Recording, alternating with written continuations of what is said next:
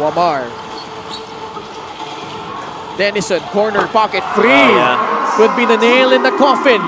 And he's been that good from corner threes. Ganda ng percentage ni Ron Denison on these 2 games that he's made shot attempts from 3 in the corner. JP continues to attack. Maguliano with 7 points. His 9th and 10th attempts at the free throw line. And really just Orland Wamar knowing who to give up that ball to. I've got Ron Denison, one of the really good shooters from 3 in the corners. And just deciding to give it up to him.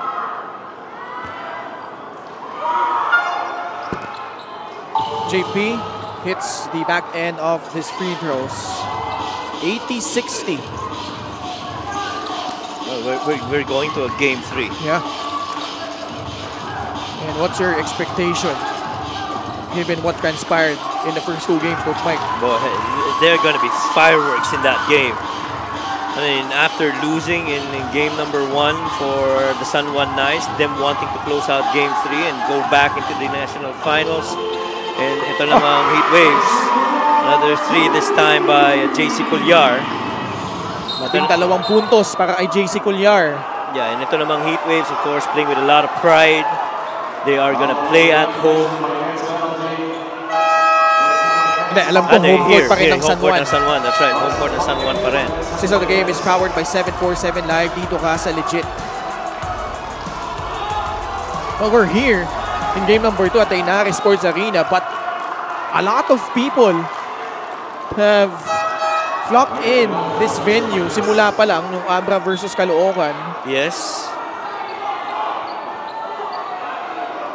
Dami, no? So, for quite some time, this has been the biggest crowd this venue has drawn.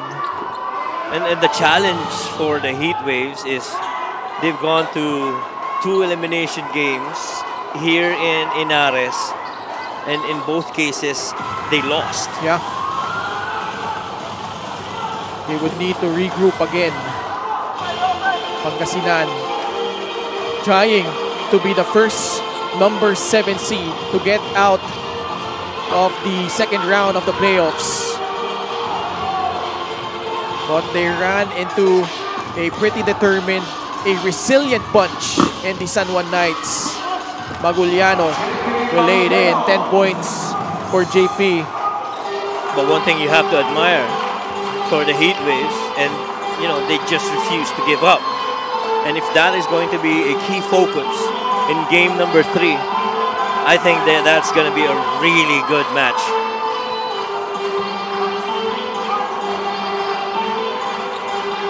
And Colliar will take the 3, no good.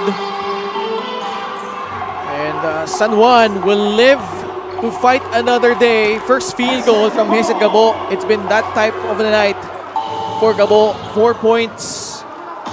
So he had 7 rebounds and 5 assists, but the Knights, with their backs against the wall, finding a way, halting the momentum of the Pangasinan Heat Waves and pulling out this blowout victory laban dito sa Pangasinan. And more importantly, the important thing that the Knights have done is to start really strong in the first quarter. I felt with Orland Wamar quickly going to his shots and the other guys contributing from the 3-point makes, that's the important part.